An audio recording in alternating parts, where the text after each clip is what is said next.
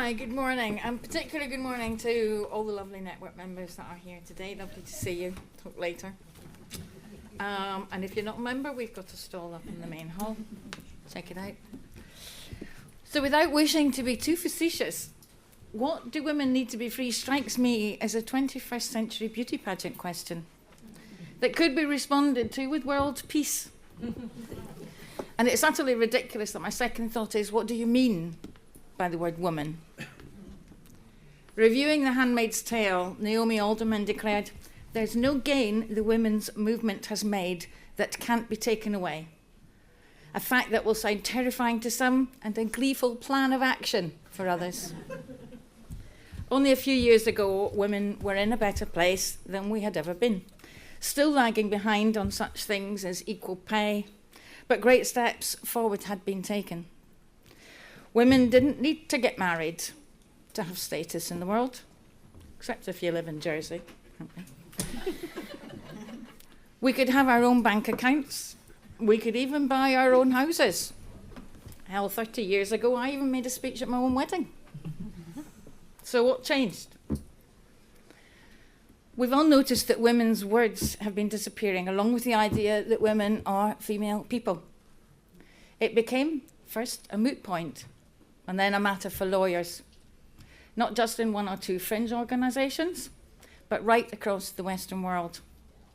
And as institutions lost their grip on reality, so women lost and are still losing their sex-based rights.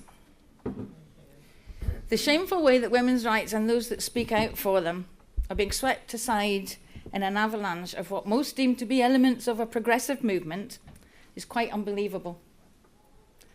What horrified me most was that women across the country, in fact across the world, were being bullied and shamed into silence. That if they said what they really thought, they were at risk of losing their livelihoods, their families, their friends. Many took to social media using fake names and avatars and were able to give voice to their worries and concerns on there. A few felt secure and brave enough to stand up in our own names to call it out. But the vast majority have been completely and utterly silenced. I could not believe that in the 21st century, having made supposed gains, women were once more forced into keeping their mouths shut. This isn't a dialogue berating men. Plenty of women have been stupid enough to think that they wouldn't lose out, or have been greedy enough to take the jam today. Nicola Sturgeon, Jo Swinson, Sandy Toksvig, that's just a few. The first sign that women might be free is allowing them to speak honestly and without censure. But it's most definitely a long way off. And I'm not here to propose that this issue is the only issue that stops us being free. The numbers of women killed by men, the commercialisation of women's bodies in pursuit of their eggs for surrogacy, the false narrative of pornography empowering women, and while on pornography, the degrading and dangerous practices that create a false narrative about what women want and are just a further tool in our own subjugation. The outrageous lack of criminal charges and conviction for rape, and that's just a small taste of what's going on for women in the UK. Extraordinary barriers to the advancement of women's rights are not just confined, however, to the so-called civilised West.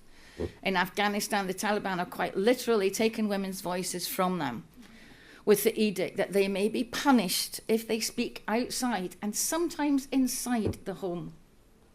Who could have guessed that Christina Dalcher's Vox, in which women and girls were subject to electric shock if they spoke more than 100 words a day, would be experienced for real in the 21st century? The complete and utter annihilation of womanhood by the Taliban. Women and girls used as a tool of war across the globe. The ISIS brides, how many of them truly had choice? So what's the answer to the question? Nobody is completely free, but some people are more free than others. Women need exactly what men have, the opportunity to follow our dreams without being told that those dreams are not appropriate because of our sex. The opportunity to make the most of our talents and education, however we choose. And most of all, the ability to speak our minds without censure, especially when we are advocating for ourselves. Thank you.